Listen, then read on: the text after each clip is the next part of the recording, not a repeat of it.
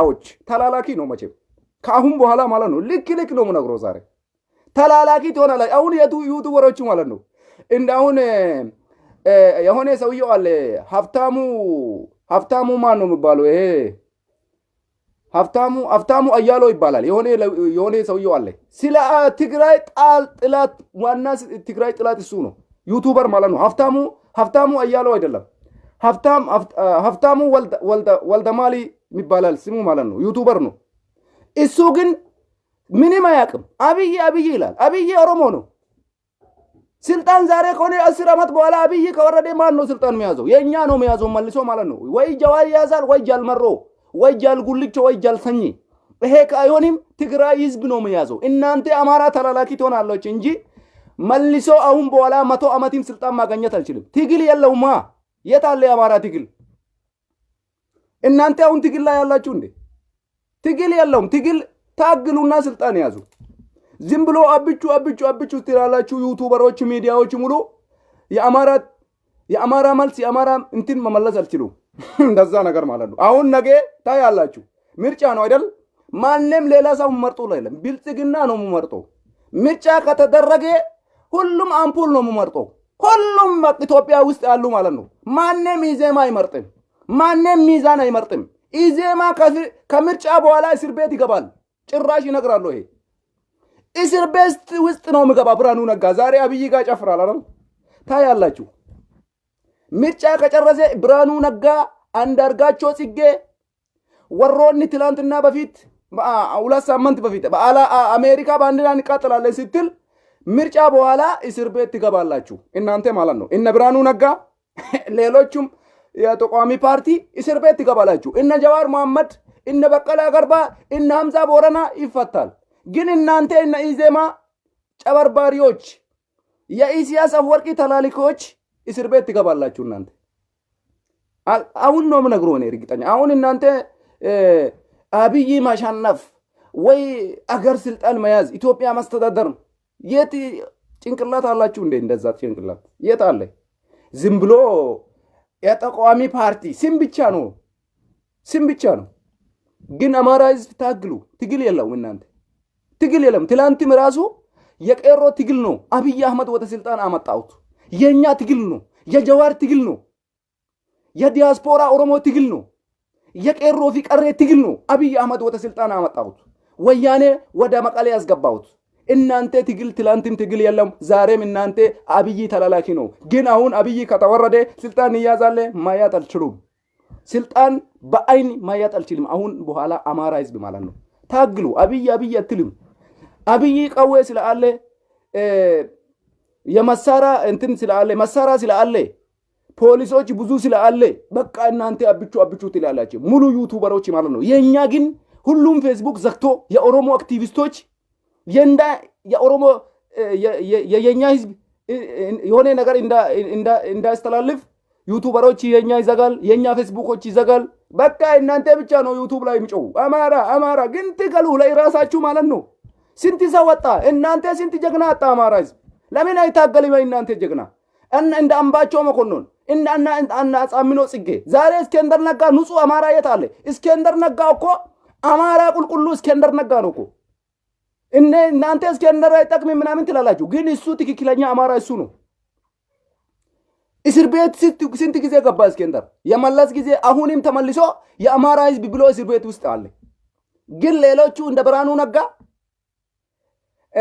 እንደነሱም ዩቱበሮች መፈክሮች የአማራ አይጠቅምም እነሱ የዩቱብ የብር ነው ምኖሩ በሆድ ነው ምኖሩ ትክክለኛ ነው ምነግረው ለዛሬ ዩቱበሮች እንዳለ ማለት ነው አሁን አብይ ከተወረደ ማለት ነው 10 አመት ነው አብይ እቅዱ ማለት ነው 10 አመት በኋላ አብይ ከወረደ ማን ነው ስልጣን የሚያዘው ጀዋር መጥቶ የአብይ ቦታ ከያዘ ወይ ትግራይ እነ ጌታቸው ረጋ ወይ ሌላ እነ ጃርመኖ ድሪባ ታግሎ ስልጣን ከያዙ እናንተ የጀልመሮ ተላላኪ ይሆናላችሁ እንጂ ታጋይ አይሆንም ለምን እንደሌላ ህዝብ አይታገልም እናንተ እንደ እነዛ በቃ አማራ ታግሉ የኛ በደም ነው እኮ ስልጣን ያመጣውት የቄሮ ደም ነው አብይ ወደ ስልጣን ያመጣውት የቀረ ደም ነው አብይ አህመድ ወደ ስልጣን አመጣውት።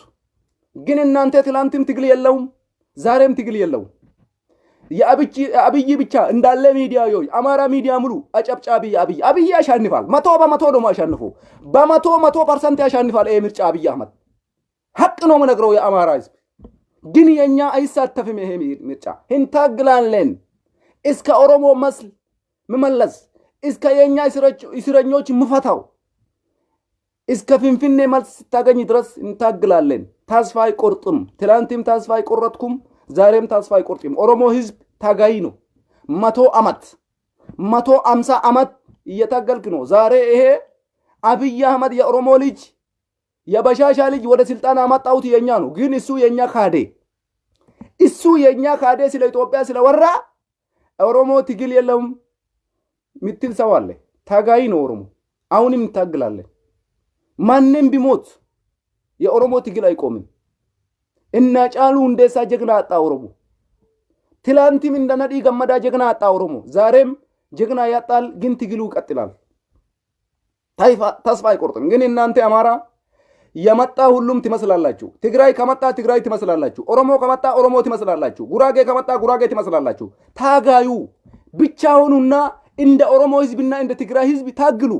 ለምን አብይ ጋር ትቆማላችሁ? አሁን ይሄ ነው ችግሩ። እናንተ ትግል የለው ዝም ብሎ የሆነ ከመጣ በቃ አሁን እስከንደር ነጋ የአማራ ህዝብ ብሎ ትግራይ ጊዜ ስንት ጊዜ እስር ቤት ገባ። የቲፒኤልኤፍ ሲመራ ጊዜ ማለት ነው። አሁንም እስር ቤት አለው።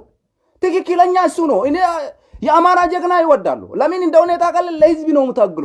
የአማራ ህዝብ ነው። የአማራ ህዝብ እንዳይመታ እስር ቤት እንዳይገባ ብሎ የአማራ ህዝብ ከቆመ በጣም አሪፍ ነው። አሁን ትግራይ አደንቃለሁ እኔ የራሱ ማንነት ያስከብራል ብሎ ጫካ ውስጥ የሞቱ አሉ። አሁን የትግራይ ህዝብ ይሄ በጣም ይወዳለሁ እኔ። ኦሮሞም እንደዛ ነው። ግን እናንተ አማራ ስልጣን ትግሬ ከያዘ ትግሬ ትመስላላችሁ። ኦሮሞ ስልጣን ከያዘ ኦሮሞ ትመስላላችሁ። አሁንም መጥቶ ቤኒሻንጉል ጎጎል ሌላ ብሔር ከመጣ ስልጣን ከያዘ እሱ ነው። እናንተ ትግል የለም ስትል ይሄ ነው። ከአሁን በኋላ እናንተ ስልጣን ማያት አልችልም። እርግጠኛ ነው።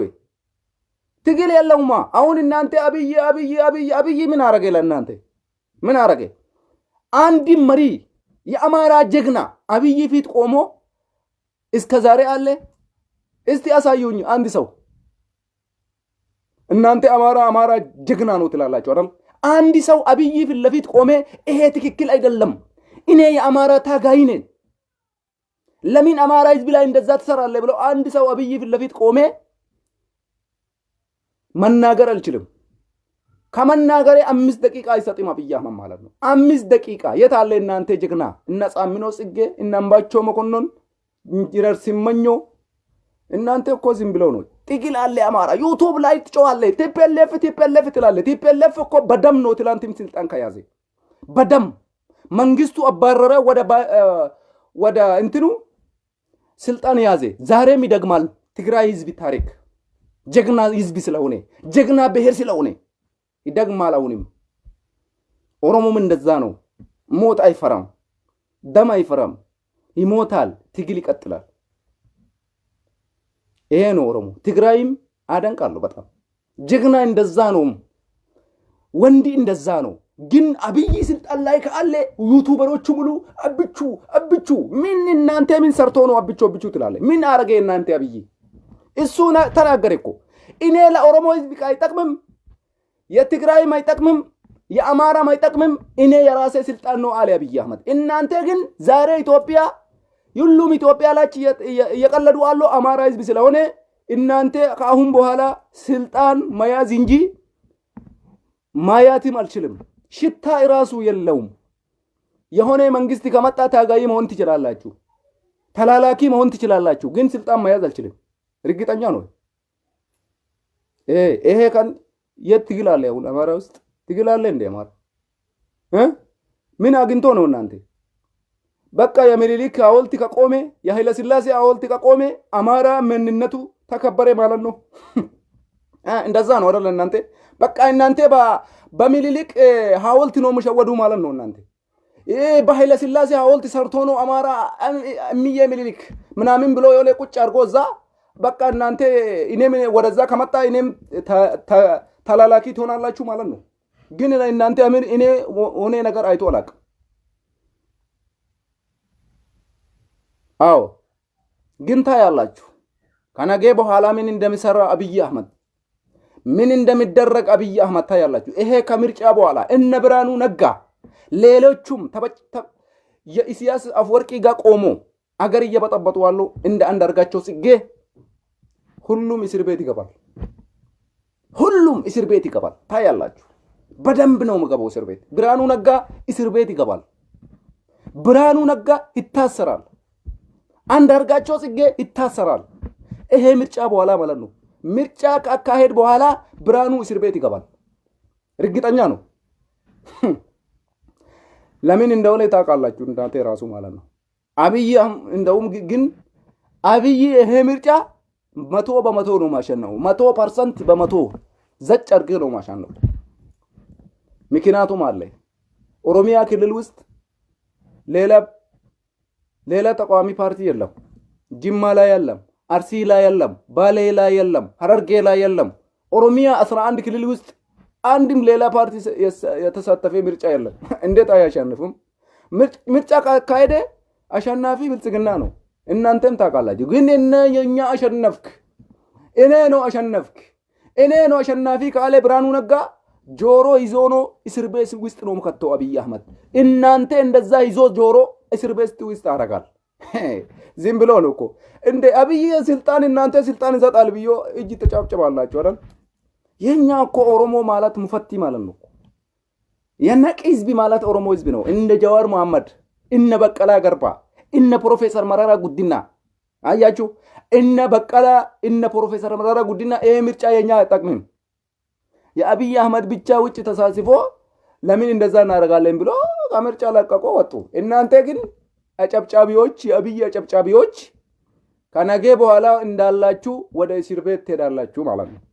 እንዳላችሁ እነ ብርሃኑ ሌሎቹም አጭበርባሪዎች የውሸት ምርጫ ላይ ያሳትፋላችሁ፣ ወደ እስር ቤት ትሄዳላችሁ።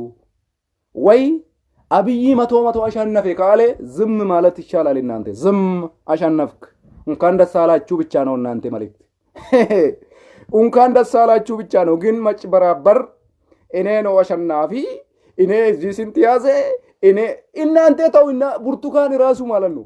ብርቱካን ሚደቅሳ የቦርድ ተሰብሳቢ ወደ እስር ቤት ትገባለች። ብርቱካን ራሱ ማለት ነው የሆነ ነገር ከሰራች ማለት ነው። ብርሃኑ ተው እንጂ ብርቱካን ራሱ ማለት ነው። አብይ እኮ የዓለም መንግስት ቦታ ይሰጣል። እናንተ ቆሻሻ እነ ብርሃኑ ነጋ እነ ብርቱካን ቦታ ይሰጣል ብዬ ታስባላችሁ እንደ እናንተ? አብይ የአሜሪካ የአውሮፓ የዓለም መንግስት ተው አለ። እናንተ ግን ንፍጥ ይሆናላችሁ። እንትን ውስጥ የሚወጣ ማለት ነው።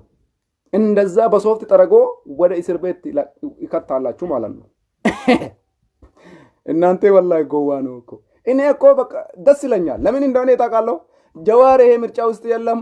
ፓርቲ ኦሮሞ ፓርቲ ካፋኦ እኮ ያሸንፋል። አብይ አውቆ ነው እኮ ጀዋር እስር ቤት ከታ። አውቆ ነው እነ ብርሃኑ ነጋ እነ ፕሮፌሰር መረራ ጉዲና ከምርጫ ውስጥ አስወጣ። እነ ጃል ዳውድ ኢብሳ እኛ ያሸንፋል ያውቃል። ግን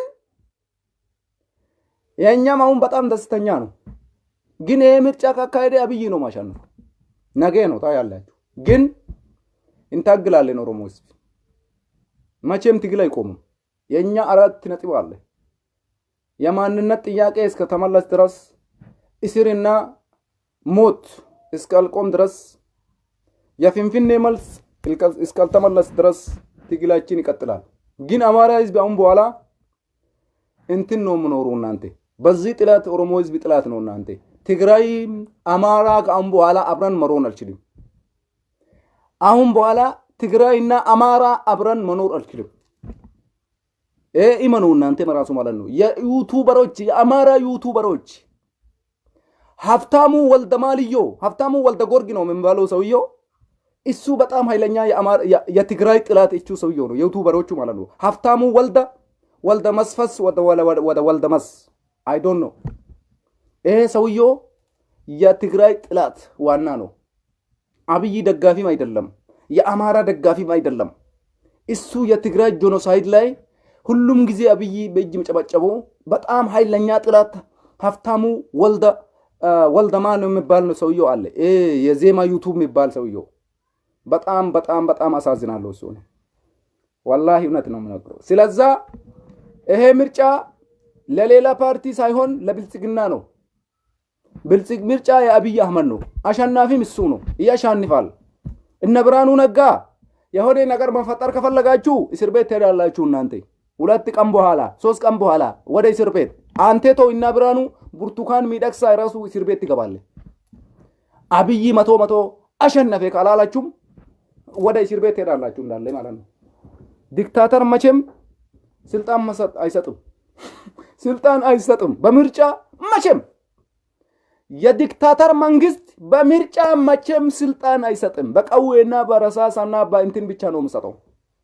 ወይ በሞት ከስልጣን ተለይቶ ከዛ በኋላ ሌላ ሰው እሱ ቦታ ይመጣል እንጂ በምርጫ ዲክታተር ስልጣን አይሰጥም ይሄ ሁሉም ነበር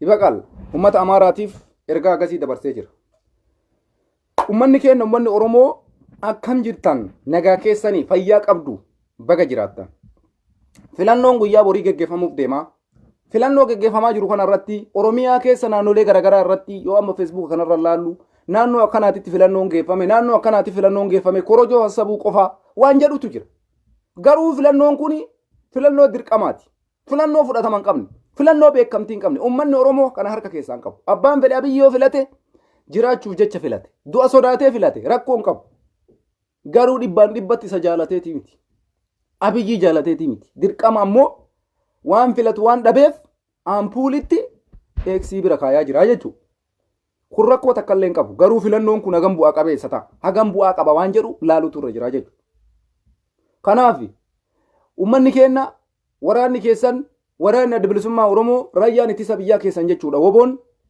ቀብሶ ፊኒንሳ ጅራ ኤዶሌ ቦርዲን ፊለኖ ኢቲ ቦርዲ ፊለኖ ጎዱዳፍ ደማ ጅሩ ሁንደቲ ፊለኖን ኩና ከንገገፈምኔ ዋን ራ ኤገቡ ሁንዳ ኢፋጁት ጅራ ታገሉ ጅራ ዋን ደንሳ ባይኤ ነመ ቦንስ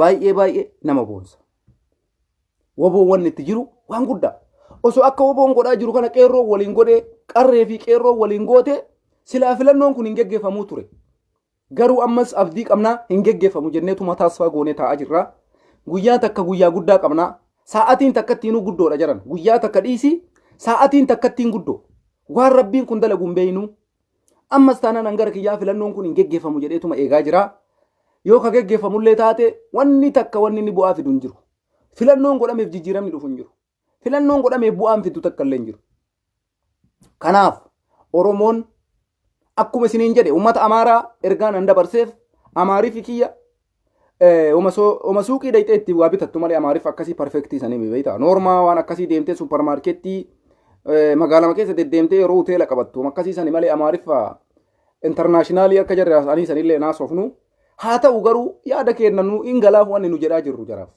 ani ka isaanii ergaa dabarsee filannoon kuni filannoo bu'aan qabne ummanni amaaraa taaggalaa hin jiru qabsoo kana keessatti tigilii takkallee hin qabu ummanni amaaraa amma booda qadamaan amaariffaatiin jedhe jechuu amma booda ummanni amaaraa waggaa 100 sanii olillee aangoo ijaan arguudhaaf hin ta'u ummanni amaaraa jechuudha har'a biyya ka bulchaa jiru amaara osoo hin taane oromootuyyuu amaara fakkaatee biyya bulchaa jira addunyaanis kabeeytu oromootu biyya bulchaa jiran beeyti nuti garuu ammoo jara oromootu biyya bulchaa jiran kanarraa bu'aa hin arganneedha wanni an amma jedhe afaan amaariffaatiin jechuudha oromoon abiyyiin ahmad ilma oromooti kana mormuun hin danda'amu garuu gaafii oromoo deebii oromoo deebisee hidhaa oromoorraa dhaabee ajjeechaa oromoorraa dhaabee saamicha lafaa oromoorraa dhaabee mastar piraanii oromoorraa dhaabee waan takka dhaabuu hin dandeenye kanaafuuyyuu ani ummata amaaraatiin ka jedhe abiyyiin ahmad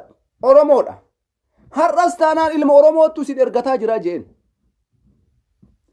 ilma oromootu isin ergataa jira ilma oromootu isin taphataa jira nutis ammoo waggaa 10 abiyyiin aangorraa karoora isaatitti homa fedhe illee yoo ta'e waggaa 10 yoo inni achi ture taaggallee waggaa kudhanii san booda yookaan waraana adda bilisummaa Oromoo jaalmarrootu dhufee aangoo qabata yookaan deebisee waraana ummata Tigraay har'a lolarra jirutu deebisee aangoo qabata yookaan hayyoota keenya mana hidhaa keessa jiran akka Jawaar Mohammadii fi paartilee siyaasaa ABO KFO kanatu gadi ba'ee aangoo qabata.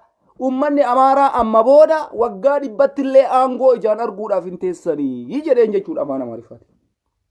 Maal jechuuf kana jedha Abiyyiin Ahmadarra Oromoodha. Nuti wanni Abiyyii morminuuf maali? Oromummaa isaatitti eega amantanii maa Abiyyii mormita warri nuun jettan sababii qabna. Abiyyiin Ahmad tokkoffaa gaafii Oromoon gaafate osoo deebise Abiyyiin morminunu aangoof isa mormaan jirru. Tokko Oromoon ka gaafate Finfinneen ta Oromoo haa taatudha. Lama hidhaan nurra haa dhaabatudha. Sadi ajjechaan nurra haa dhaabatudha. Afur daangaan Oromiyaa haa sararudha. Isa dhumaa irratti deebisee ammoo hayyoota keenya kamaayii kana hidhaman. Jawaar Mohammad dabalatee Hacaaluu Hundeessaa ajjeefame. Dhugaan jara kana haa bahu. Isa jedhuuf Abiy Ahmad dura dhaabataa jirra malee nuti Oromoo ta'uu Abiy Ahmad mormaan jiru. Ani ummata Amaaraatiin ka jedheef har'as Abiyyitu isin ergataa jira. Boris isin ergata Oromootu isin ergachuu jira. Har'as gaafa inni waggaa 10 yookaan 15 isaa booda aangoo irraa tigilii kennaan isa kaafne. Nutu dhufee aangoo qabata malee isin abadan aangoo ijaan arguudhaaf hin teessan. Gaafa sanis yoo jaalmarroon dhufe jaalmarroo ergamtu, yoo Jawaar dhufe Jawaarii ergamtu, yoo Dabratsiyoon Gabra Mikaayil dhufe Dabratsiyoonii ergamtu ka jedhu ummata Amaaraatii ergaa kana dabarsee jechuudha. Kuni dubbii dhugaa lafarra jiru. Ummanni Amaaraa har'a taaggalaa jira, taaggalaa hin jiru. Abiyyiin dhufe haawoltii Mililik hojjateef, haawoltii Hayila Sillaasee hojjateef deebiin Amaaraa deebi'ee jira jechuudha. Sababa kana Abiyyi jala dhaabatan. Garuu ummata Amaaraati Abiyyi waan takka hin goone. Hayyuu isaan qaban hunda keessaa ajjeese. Mootummaa naannoo Amaaraa yoo fudhattan Ambaachoo Mukunnuun, As Amminoo Tsingee, Injiinar Simmanyoo Amaara keessaa goonni isaan qabu dhabamsiise. Abiyyiin ummata Amaaraati waa takka illee hin goone. Wanni isaan jala deemaniif waa'ee Itoophiyaa dubbata, Immiyyee Mililik jedha, Hayila Sillaasee jedha. Kanaaf Abiyyi deeggaraa jirtan malee kophatti wanni Abiyyiin isinii godhe hin jiru ka jedhu ummata Amaaraatitti gurratti isin cala'u jedheen jechuudha. Ifallee ta'ee akka afaan Oromootiin isinii dubbatamu kanatti isinii dubbachuu baatu wanni ummata Amaaraati ergaa dabarse afaan Amaariffaatiin kana jechuudha. Kanaafuu iyyuu wanti nu beekuu qabnu Abiyyiin Oromoodha jarana dhugaa. Garuu Oromoof hojjataa hin jiru. Amaaraafis hojjataa hin jiru. Tigreefis hojjataa hin jiru. Aangoo ofiitiif hojjataa jira. Amma nam tokko Amaaraa hojjataa jira. No. Abiyyiin tooftaan isaan qabatee umrii dheereffachuuf godhaa jira malee jaraafis bu'aa buusaa hin jiru. Osoo jaraa bu'aa buusaa jiraate nam tokko jabaa wayii hayyuu wayii ummata Amaaraa keessaa dhufee Abiyyii dura yoo dhaabate sakandii takkatti duula irratti bananii dhabamsiisan. Fakkeenya paartii ABN fudhadha. Milikkata isinii kaayaa baran dubbii kijibaa naasa'u. Paartii ABN yoo fudhattan Abiyyii dura dhaabatee inni jennaan taayyeen danda'a. Ya wayyaanee manfas jechuudhaan duula irratti banuudhaan har'a paartiin ABN hafuura baafachuu hin danda'u. Kanaafuu Abiyyiin Amaaraafis Oromoofis Tigreefis saba biyya sanii hundaafuu wanta kan goone aangoo isaatiif hojjechuu jira waan ta'eef ummata Amaaraatii waa godhee Abiyyiin ka jedhee ummata Amaaraatitti achi isa qabu dogoggora. Inni ka godhaa jiru Itoophiyaa jedhee ummata gowwoomsee maqaa Itoophiyaan hin diigamtu. Itoophiyaatti farsim jaabar waa yoo jedhu keessatti mee ilaala. Tooftaadha kun malee Amaaraa waa godheetii miti. Finfinnee keessatti ka ardii kutee wayitti kennu kana sobaa jira. Gowwoomsaa jira. Maaliif filannoo kana taruudhaaf? Filannoo kana akka rakkoon osoo hin kaane dabruudhaaf namicha isaatti qaruutee dabar. Ani walumaa galatti Oromoon har'as taagaayidha. Inni taaggilaalle. Borisin itti fufna namni nu keessaa du'e jennee qabsoon dhaabnu hirna borisin taaggalla iftaanis taaggalla Abiyyiin agachirra jiru haa jiraatu. Oromoodha isaan ergataa jira. Haa ergatu. Nullee gaafa jabaannee qabsoofne hin erganna ummata kana. Isinii galee hin ergaman nuufis jarri nama biyya san dhufee qabate bakka ima ergamuuf isi dura dhaabachuu hin danda'an. Taaggaluu hin danda'an. Sabni jabaan sabni taaggaluu harkasitti hin kennine ummata Tigraay kana jechuudha. Argaa jirtani ummanni Tigraay har'a osoo akka shunkurtiitti Abiyyiin gadha zarraaggafu waraana siyaasaaf warqiitiif waraana Itoophiyaa harka kennuu didanii taaggaluu jiran. Ummanni Amaaraa ammoo garuu ati dhuftee aangoo qabattee Itoophiyaa qofa jennaan hin dubbatan isaan. Dhumate ka jara kanaa achi kaayaa ofirraa jara kanatti bakka hin kenninaa isiniin jechuu kiyya. Namni nu miidhaa jiru kennuma. Abiy irraa kaasee Shimallis dabalatee Taayyee dabalatee Addisuu Araggaa dabalatee Jeneraal Biraanuu Juulaa dabalatee Baacaa Dabalee dabalatee jeneraalota humna qilleensaa Yilmaa Mardaasaa dabalatee Jeneraal Muhammad dabalatee Oromoodha akka jirutti silxaana harkaa qabu. Jaruma kennatu nu miidhaa jira malee ummata Amaaraatii miti. Amaarri akkuma isiniin jenne isaa ergamutti jiran. Isa jala fiiganii talaalaakii ta'an talaalaakii. Kanaafi taaggaluu qaban yoo taaggalee qofa namni silxaana ka argatu. Yoo taaggalanii mormatan qofa silxaana argatan. Silxaana gaafa Abiyyiin gadhiises yookaan WABO qabata yookaan Tigree qabata. Amaarri silxaana hin qabatu. Abiyyi illee yoo achi ka'e jechuudha. Isinii galee uummata akka arguu hin danda'an silxaana ijaarlee. Kanaafi filannoon kun geggeeffamuu hin qabu. Filannoon kun geggeeffamuu hin qabu. Homa godhamee fashalaa'uudha qaba. Waraanni adda bilisummaa Oromoo kallattii hundaan yoo dandeettan yaalame. Oromiyaa kallattii hundaan bakka hundaan yaalii godha. Filannoon kun akka fashalaa'u. Waan gaarii osoo akkasii godhuu hin danda'amne. Uummanni Oromoo tokkummaadhaan gabbee akka ofii sanitti dhangala'ee irra garagalee osoo filannoon kun fashalaa'ee dansaadha.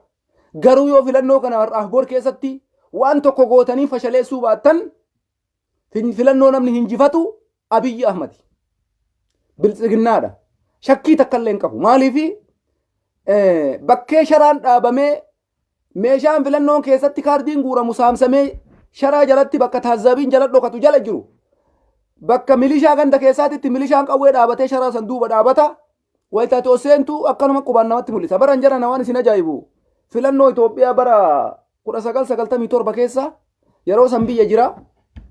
Filannoo tokko filadhee jira. Mallasi. Mallas Zeenaawii jechuudha. Filannoon Abiy Ahmed kun wallaahi waan saniin garaagarummaa takka hin qabu. Mana keessa wayitaati bakka filannoo kana sallaftee sarara kanaan oseen tabee tasaa 8tti koottaa jedhanii oseenneet. Waraqaa sitti kennanii maqaa kee guuttee oseenta. Wayita oseentu shara jira. Shara wayii waxxaramee galanaan akka sitaaraa wayiitti godhanii korojoon amma jedhamtuni korojoo jawarfaa hantuuta irraa eena jettu san. Korojoon hantuuta amma hantuuta bira dhaabataa jirti. Korojoo tara bira maaltu dhaabata beeta? Poolisii sadi fa'a jira. Hin mul'atu poolisiin kun keessuma san jira namni sun marti filannoo godhee geessutti achi gadi hin bayan. Booda jaratu korojoo san fuudhee gabbaasa. As keessa wayitaati oseentu wallaahi wanni sun waan kana waan amma Abiyyiin godhaa jiru sanuma. Yoo anasi oseenu poolisii saditu achi dhaabata. Bakka filannoo kana jechuudha. Kanarratti marii siin jette akkanuma simatti himti iyyuu malee sodaa tokko malee kula bakka kana eegsii godhi siin jaan. Warra ammoo jaarsolee gugurdaa kana agartee nama waan beeyne qotee bulaa kana. Yaa haji yaa maama jetteeni akka nama jaalatee kana goote qubaan bakka kana ekkana gadi godhi jetti. Abboo barumata ajaa'ibaati. Filannoo mallas godhe isinitti maara bara. Mallas Zeenaawiin bifa kanaan filannoo yeroo shan godhe. Filannoo tokko irratti hirmaadhee jira akka tasaa ta'ee argee jira. Amma ka Abiyyiin godhu hoo ilmaan mallas ta'uu hin dagatin Abiy Ahmed. Sanuma kooppii godhanii yoo ati asii waraqaa kaardii qabattee sharaa jala oseentu ka achi dhaabatu milishaa gara federaalaatiitti ammoo poolisii federaalaa nama lama yoo diqqaate bakka korojoon dhaabata. Korojoo kana jala nama kana ka arguu danda'u warra filannoodhaaf achi seene qofa. Yoo ammoo agarteetu gadi baatee waa dubbatte sin dhiisan. Si hidhan daqiiqaa takkaan sin eega yoo ati fakkeenyaaf namatu bakka san jira poolisiin achi dhaabatee kana filadhu naan jedhe jettee warra ala jirutti himte sakandii sitti hin kennan daqiiqa masanis dhabamsiisa. Kanaafi Abiyyiin filannoo dhibbatti hin mo'ata. Yoo godhame jechuudha. Garuu filannoon kun godhamuu qabuudha kaayoon kiyya. Isinii galaa jiran. Filannoon godhame taanaan namni bilchiginnaa moo'atu hin jiru. Maaliifi osoo callisanii tumaatummaan oseenii baluun filadhuu gabbayii taatee rakkoon qabu barra. Silaa namni si beeku hin jiru bara. Yoo barbaadde hin filattuu yooluma seentee qullaa keessa kakkeettee biraa baata bara. Hin filattu. Fakkeenya amma Izeemaa filachuurra. Bilchiginnaallee hin filadhu Izeemaallee hin filadhu. Paartii kamuu hin filadhu paartilee amma dorgoman kana maraa yoo jette waraqama qullaa waliin martee korojoo keessa gaddarbitee biraa bahuu dandeessa. Garuu kana godhuu hin dandeettu. Maaliif? Namatu achi dhaabata. Wallaahi wanni kun waan qabatamaati gaafadhaa taayee hin himu malee dhuga. Gaafadhaa ummataaf ma filannoo godhe warra amma filannoo godhaa jira amma akka amma Facebook irratti argetti karaa naannawa Harargee kana amma akka caffee raamis barreessetti filannoon geeffame iyyuu na fakkaata. Mee gaafadhaa ummata filannoo godhe san bakka korojoo keessa waa buuftan san bira namni dhaabataa jedhame namni achi keessa dhaabata nama lama moo saditu jira bakka korojoo.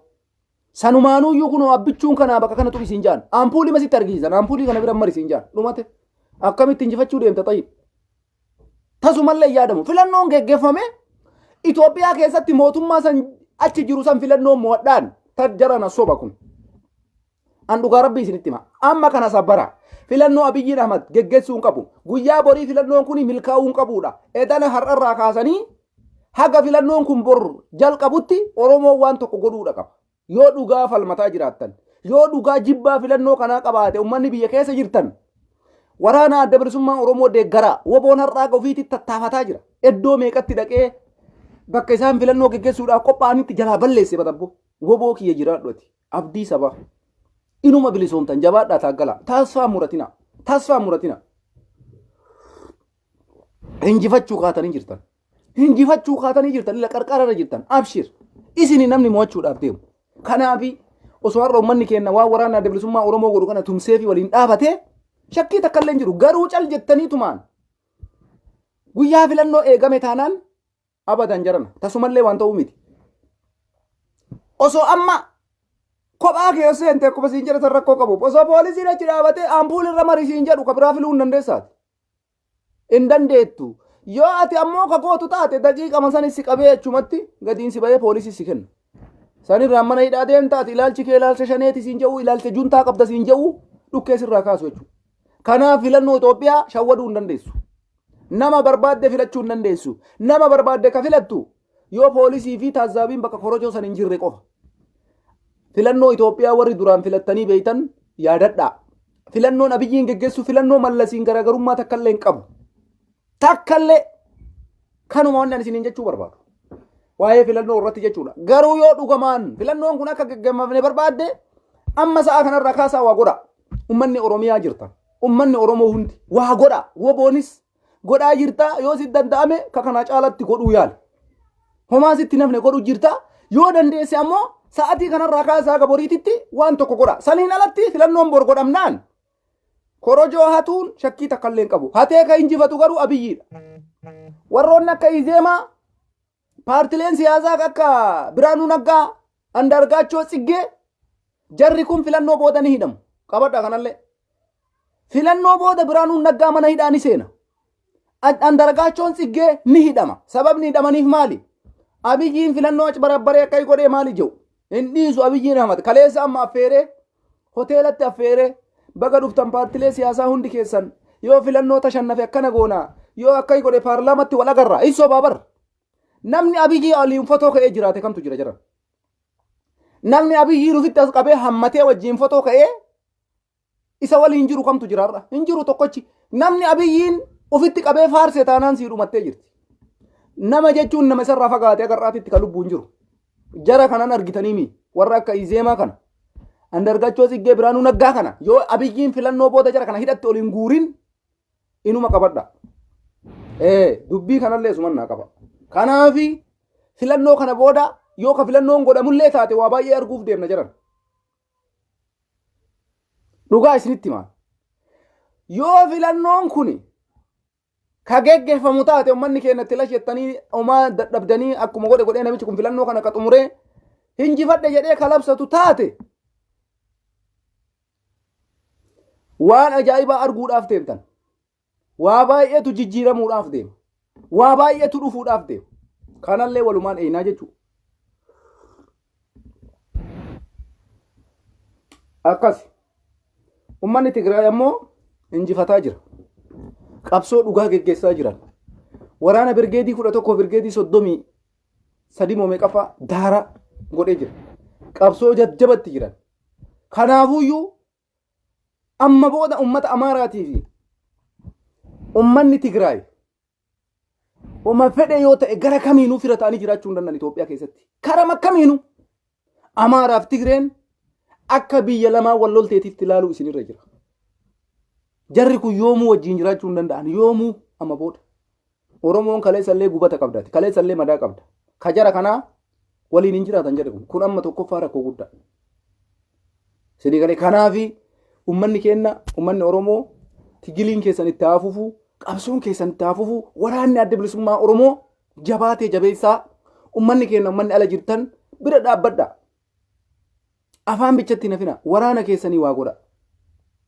waraana keessanii tumsa Abiyyiin Ahmed har'a wanni nu injifateef maali wanni osoo gaafii Oromoon deebisiniif hayyuu keenya nurraa hidhee filannoo silaa seeraan godhame warra filannoo injifatu mana hidhaa keessa kaayee kophaa isaa maatiif dorgome sababa kanarraa Abiyyiin Ahmed kophaa isaa dorgomaa jira Oromoon jabaachuudha qaba ijaaramuudhas qabna waraanas qabaachuudha qabna kanarratti xiyyeeffadhaa hayyoonni keenya warri miidiyaa Oromoo irra teettan OMN Kello Kush Marre waraana isin barbaachisa waraanni yoo mufuu wasaanyadha jarana Abiyyi Ahmed agarraatti taaggalaanii turtan hagam kerkereyam itti jabaachuu qaba waraanni adda bilisummaa Oromoo ijoollee ija barbadaa akka Muhammad Diksiisoo kanniin barbaadee leenjisuu qaba WABON nama wayita rasaasa tokkosu ijaan dunuunfatuu miti ka jabanatee tokkosu ijoollee har'a Abiyyi Ahmediin taaggalaa jirtu baay'achuu qaba kanarratti dalaguun nurra jira kanaafi filannoon kun yoo ka godhamu taate Oromoon qabsoo kee wanni si dhaabsisu hin jiru qabsoo kee itti fufuudha kanuma wanni ani isiniin jechuu barbaadu waa'ee filannoo irratti filannoon godhamee dhiifamee wanni inni jijjiirama fidu takka illee hin jiru wanni inni fooyyee fidu takka illee hin jiru Abiyyi naguma san wanni inni jechuu danda'u hin jira maaliif yoo jettan kaleessaa mootummaa seera qabeessaa miti Itoophiyaan amma mootummaa hin qabdu Itoophiyaan sa'aatii kanatti mootummaa hin qabdu hin qabdu amma sirratti waa isin himuu deemam amma bakka teessoo galaana gaaromsaa geennee jirra teessoo galaana gaaromsaa akka waan filannoo kanaaf sirbeelleen fakkaata sababni isaa maali yoo jettan Itoophiyaa keessa mootummaan hin jiru mootummaa ce'umsaatu jira malee Abiyyi Ahmed barri aangoo isaa yoom dhumate fulbaana 30 dhumate fulbaana 30 filannoon silaa geggeeffamee Itoophiyaan silaa mootummaa tokko filattee kaachuu qabdi ture gaafa san filannoon hin geggeeffamnee filannoo dabarsee akkuma qarotan kana jeequmsa kaasee nama kaanidha guuree haala mijeeffachuudhaaf jedhee harkisee irraan ga'e biyyi sun mootummaan qabdu teessoon kophaa jira Abiyyiin Ahmed Xaqlaa Ministeerii Itoophiyaa jedhamee kawaamamuuf homa kanaan dura mootummaa ce'umsaa jedhee achi kaameef malee filatee mooyatamee yookaan mooyatee aangoon isaa kennameetii miti. Mee warri nama arrabsitan waan kana tasgabbiin dhageeffadha rakkoon qabu arraba keessa. Gowwaa jettee karootee jettee bareedaa jettee fokkataa jettee rakkoon qabu mee obsi dhageeffadhu yaa bittiq waan anaasa'u dhageeffadhu arraba nama faayidaa siin qabu. Bakka kanatti fulbaana 30 irraa mootummaan hin jiru. Abiyyiin Ahmed filannoon dabarse. Achi as ammoo filannoon hin godhamne. Amma sirbi galaanaa gaaromsaa bilchiginnaa maaliif aarse beektanii? Teessoo fidee wayita teessoon alangee irra kaayee teessoo qullaa galaanaan gaaromsaa kaa'u. Bakka lama fakkaate dubbiin abbaa gadaallee ni tuuti.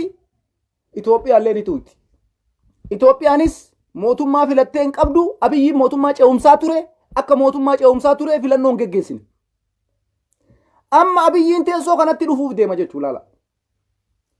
Teessoo kana kajarri osoo dheengadda filannoon kun hin godhamin Abiyyii badhaasan kana agartanii.